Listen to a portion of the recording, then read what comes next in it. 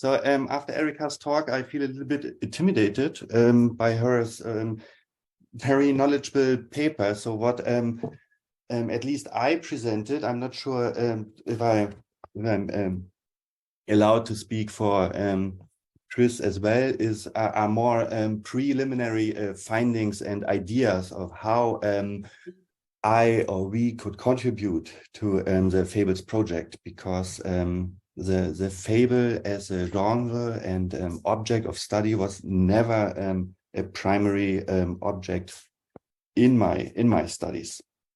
Okay, so since we are an anthropologist and linguist, I will provide some anthropological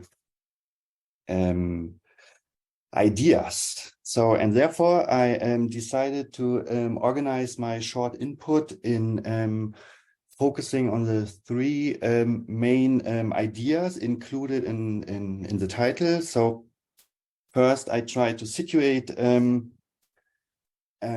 fables and horses in the contemporary anthropological discourse, and therefore show how all of this is rooted in a certain idea of theorizing an environmental connectedness between humans, non-human, others, and the world in environment in general. And this leads to the second main idea we are going to present or talk here about, which is called interspecies literacy, which should be a transdisciplinary approach to animal-human or human-horse encounters. And having set the stage for interspecies encounters in the last third part, I would like to outline few possible sites or contact zones for future fabulations. So let's get started. So let me begin with a recent finding of a very compelling contemporary fable. Just a week ago, when I was preparing a seminar where I read with my students Rassan H. essay on Is Racism an Environmental Threat? I stumbled in chapter 1 on Islamophobia and the becoming wolf of the Muslim other over this quote, and was immediately thrilled that this is probably the most fabulous example of instrumentalizing the human, or the non-human, to make a point on the inherent paradoxical tensions of current migration and integration policies. So in his book, Haig develops a multi-species perspective which connects racialized thinking and racism with the capitalist exploitation of nature and the environment to establish the grounds for investigating concrete forms of intersectional inequality and injustice. And here the sense of intersectionality follows or goes beyond the classical focus on a combination of class, race, and gender issues, but also focuses on the entanglements and shared history of colonial and capitalist domination and exploitation of the human and the non-human, so including the environment. So as an answer for the question, is racism an environmental threat, Haig's propose the idea of a generalized domestication as a dominant mode of existence that encompasses cultural, social, and environmental domains, and which has led to our current environmental crisis. So Haig's generalized domestication is only one example and attempt among many others in anthropology and beyond that try to theorize and politicize fundamental interspecies or multi-species connectedness by rethinking and realigning traditional understandings of domestication.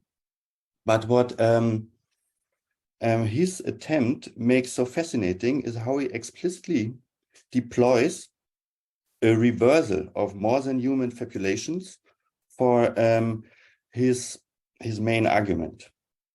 So when looking at the program of this workshop, I realized that one point of inquiry, which I can't offer here, would be how his becoming the wolf of the Muslim Ummah might relate or can be discussed also in tomorrow's session on the wolf.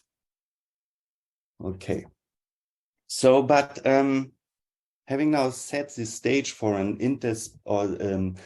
a theoretical striving for thinking or rethinking interspecies connectedness, one still needs to ask, so, okay, how to approach this? And I would like to give you a brief example from my previous research on Arabian horses and how the idea of interspecies performance developed from this into our understanding of interspecies literacy. So on the left, you can basically see what happens when Europeans read fables of the desert and get entangled into fabulations about Arabian horses as desert horses, and as a consequent step, try to reproduce or even preserve these fabulations in reality. So for the outsider's eye, one could say that the physical and material impact and the alteration that breeding as an artful practice and a biological intervention in the life of horses is quite obvious. So that the physical shape and phenotypical experience of the horse has definitely altered. But for breeders and Arabian horse admirers, this was quite paradoxical experience for me during fieldwork, that there's the talk about preservation didn't produce a paradoxical or controversy, because in the sense of change or improvement. So for Arabian horse breeders, preservation through improvement was actually one achievable mode and the highest goal.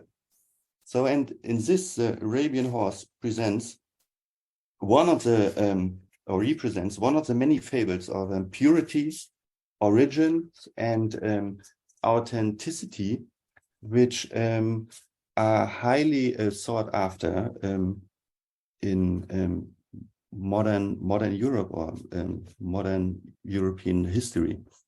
So, and on the right, you see the dominant engagement or contemporary dominant engagement with Arabian horses. So the composition of the Arabian as a living sculpture during the interspecies performance at a typical breeders' show.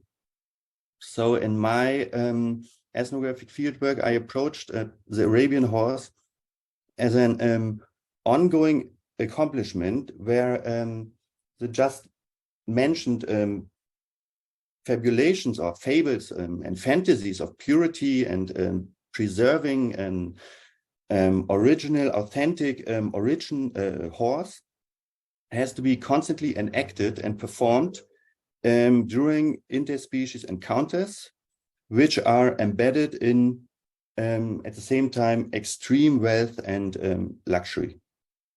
So through the lens of ethnomethodology and an ethnographic and praxeological approach, I aimed at foregrounding situations in situated interactions that are defined by embodied forms of communication, skill, and knowledge.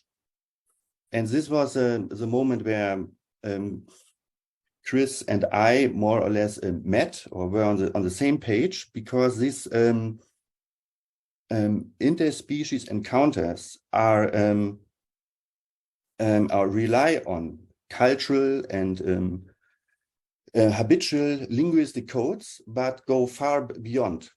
So this the interaction with animals and horses requires specific skills and a certain tacit knowledge, also which we try to frame as a certain required interspecies or horse literacy to be accountable and knowledgeable in these encounters. So this approach of interspecies literacy connects linguistic conversation analysis and sociological situational analysis with current experiments in multi-species ethnography. And what John Hartigan, for example, has recently developed in his species local analysis, or this social theory for the non-human, where he tries to combine ethnography with the methodological toolbox of ethology, for example. So, and this leads us to the last point. So what I'm now personally as an anthropologist and ethnographer want to do in the future and see as a potential contribution to the Fables project is to expand this, so my previous research perspective and the mentioned and the before mentioned contemporary horse fables, which are embedded in extreme wealth and luxury, to the domains of intersecting humanitarian and ecological crisis. And therefore turning an eye and also ear to the hidden and unsaid and forgotten. So what we see here in these pictures are some scenes of working class horses who are very little recognized as working class heroes, for example, and changing this narrative and rewriting and retelling stories of a humanitarian ecological crisis, where we are currently indeed and always confronted with multi-species and more than human disasters and crises, is one question: how to deploy interspecies perspectives that combines interspecies connectedness and a sense of solidarity for the marginalized and vulnerable without victimizing or paternalizing the non-human. So the final question is, so how to account for those interspecies encounters in a more nuanced storytelling and analysis that goes beyond the mere instrumental or allegorical use of the non-human as presented in the first example of H, and how to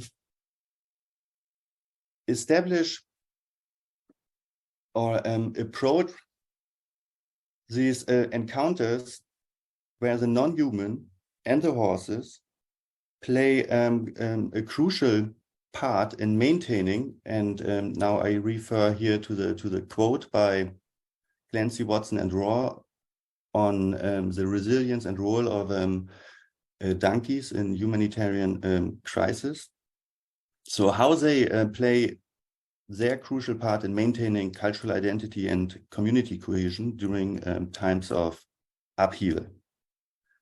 So since these are only actually not rhetorical, but real open questions, I would like to leave it here and only advertise our upcoming horse workshop in September.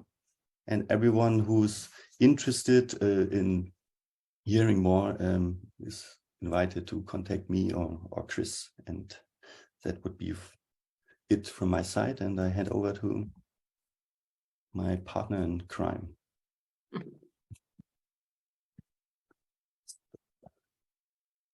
Yeah, let me see. All right, this seems to be working. So here comes part two. First of all, I wish to thank Kaori for being part of this exciting project. I am really very much an outlier, and I am indebted to Christoph Lange for introducing me to this field of interdisciplinary studies. And I am quite grateful also to the theoretical work Christoph has invested into this. So there is a frame to my rather spurious observations that I'll share with you in what remains of our time. I think this would be better placed after John Hartigan's talk, and I am familiar with some of you's work on horses. I know that you may know much more about horses than I ever will. But as a linguist, I had the idea that one might account for horse-human interaction by using the tool of conversation analysis, which is used widely in linguistics, but it's actually a practice that stems from sociology. Due to the COVID-19 pandemic, that project hasn't happened yet, but it's still in the works. But today I will share with you some observations I have about a particular fable that is being told about horse-human communication at the moment. This is Illusion. She is the horse that I own, and she is to some extent wild because she lives in a herd of horses. And she didn't know what fables were. So I told her that a fable is a short story typically involving animals that are given human-like qualities and which is intended to convey a moral lesson or a piece of practical advice. Fables often involve characters who face moral dilemmas and make choices that have consequences. Fables are often used to teach people important values and principles. These three criteria, I find, fit to the discourse surrounding modern-day horsemanship. So horse-human communication in horsemanship discourses is described in various ways, usually by influential, one might call them white men. So here we have, for instance, Pat Pirelli, and he is a well-known figure in the field of horsemanship, and he developed something that is called natural horsemanship training methods. He emphasizes the idea that both the horse and the human have specific roles or jobs to fulfill. The job of the horse is to be a willing partner and a cooperative participant in the training process. Horses are seen as intelligent and sensitive beings capable of learning and understanding. Their role is to respond to the cues and requests given by the human and to engage in various activities. The job of the human, on the other hand, is to become an effective and knowledgeable leader for the horse so that the horse does not perceive, especially the rider, as a predator. So we have two jobs. The horse has to not be a prey animal, and the human has to not be a predator. This approach is very successful. I will tell you more about it, and it has perhaps been developed a bit further by a competitor in the field who is originally from Australia, but practices in California as of right now. He developed a method that's called attuned horsemanship, which is a kinesthetic and emotional sensing of others. Attunement is knowing their rhythm, effect, and experience by metaphorically being in their skin, going beyond empathy to create an experience of unbroken connectedness by providing a reciprocal effect and/or resonating responses. Now that sounds like a state of being that one should like to achieve, wouldn't you think? And so, of course, you can receive training in how to achieve such a transformative relationship with your horse. Warwick Schiller hosts something that is called the Journey On podcast, and I'm giving you briefly two testimonies of people participating in it. One is Chantel Pratt. She is a professor at the University of Washington with appointments in the Department of Psychology, Neuroscience, and Linguistics. And she has recently published a book, The Neuroscience of You. But she also came across Warwick because she had problems with a horse that she personally owned. And through Warwick, she thinks that she has finally found the key to working with the horse. And in her contribution to the podcast, she says, they don't, she talks about other trainers than Warwick, they don't invite questions. They don't sort of invite the learner into the process. And so like you I guess I've been learning through you for 4 or 5 years. And I think, the people who follow you are like-minded. They are open. They are on a journey, right? Journey on. And I was like, it's kind of dumb because, here I am. I'm a sciencey scientist. And I know I study learning. I'm an expert in learning. Yet she needed Warwick to figure out the relationship with her horse. Leslie Desmond herself is a horsewoman, and she was friends with one of the original horsemen, Bill Dorrance. They're Bill and Tom Dorrance, a couple of brothers that invented a training method that's called the feel of a horse, although this invention is also anthropologically complex because it is in many ways appropriated. But Leslie Desmond on the same podcast also praised Warwick, and she said that she, who is a horse trainer herself, finds that people who are speaking to you are often not prepared to hear what you have to say in the way you want to say it. And so people, with regard to the listener, just want to empty your bucket or vent their spleen. And she says, I would say that in my lifetime, some of the most challenging horse people I worked with, male and female, couldn't let their feelings out in words and had troubled relationships and had difficulty speaking to me or other people.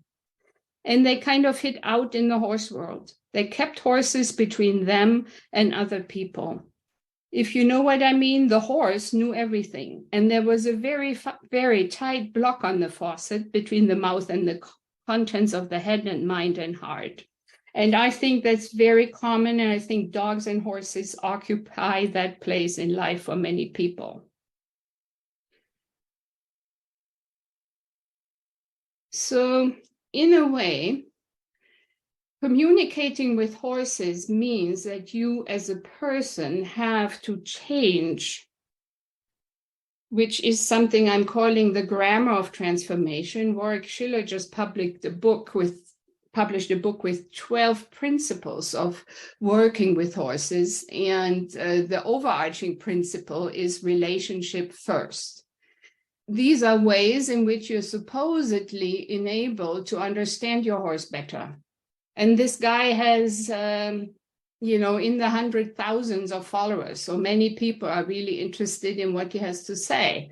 And he provides checklists free of charge where you can do a progressive training with your horse to see whether you are able to communicate effectively. In other words, if you can get the horse to do what you expect the horse to be doing. Pirelli has another kind of horse literacy to offer. He has broken down interactions between humans and horses into 7 games that are progressively developed in 4 levels. And at each level, you can have exams where you can be assessed and become a licensed instructor. Now, the educational promise that comes from working through such lists is that you will receive a connection with your horse, right? A connection that is direct and intuitive.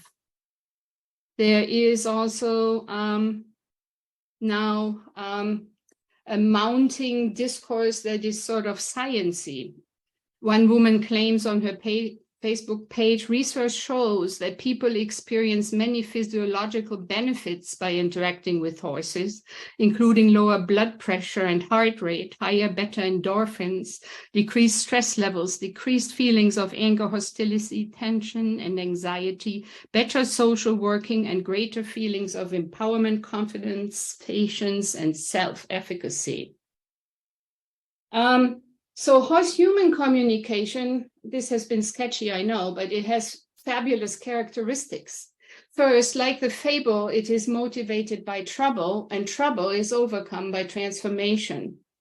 It involves, of course, anthropomorphism, but sort of in a reloaded way, in that the horse seems to come first, but in fact, There is not really any scientific evidence of the actual interaction between horses and animals that these horsemen give, but the evidence is always anecdotal and not truly empirical. What I find is important to observe is that no rights get bestowed on the non-human communicator. Right? There is nothing about equal participation. When you look at horse literacy beyond privilege, a friend of mine at the University of North Carolina, Charlotte, has a book under contract that's going to appear shortly at Purdue University Press. And she interviewed vaqueros in the southern United States. So she looked at people that actually have horsemanship as their daily practice because they work with working horses, they train them, and they also use them to make a living. And she looks at the work they do as a form of literacy and education that is on equal footing with other forms of literacy and education. And then I have another example here of horse literacy. Adil Ait-Udgram participated in a workshop I hosted together with Christoph a couple of years ago. He is from the village Ait Ben Hadou in the High Atlas Mountains. In the background, you see a kasbah, which is a World Heritage Site. And in the front, you see him and his friends dressed up as Romans, also in the right-hand picture, and they are participating in a movie that is Gladiator 2. Gladiator 1 was also shot there. And you see that the kasbah has been turned into a Roman fortress, and we have these working horses in front of the fortress. And he shared in a WhatsApp conversation that 14 of the horses were local, 8 came from England and 8 from Spain. And with the English horses, they spoke English, and with the Spanish horses, Spanish, because in the village they are multilingual because they have so many tourists that they address them in different languages. So just to give you an image of the scale.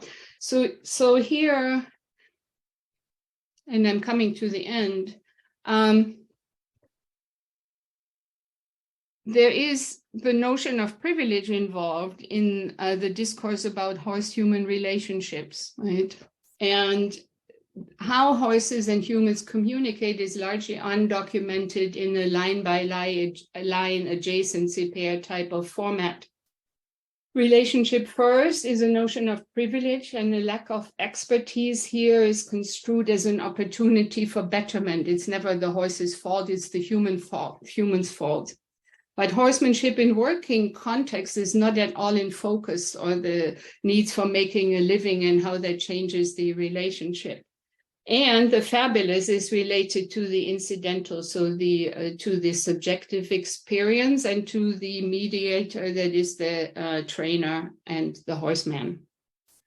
So we have a biased construction of relationship here, and the relationship is variously a consolation or salvation from individual misery or blockages, or even a promise of a good life in a situation where the whole world has gone into crisis, but you can withdraw into working on the relationship with the horse.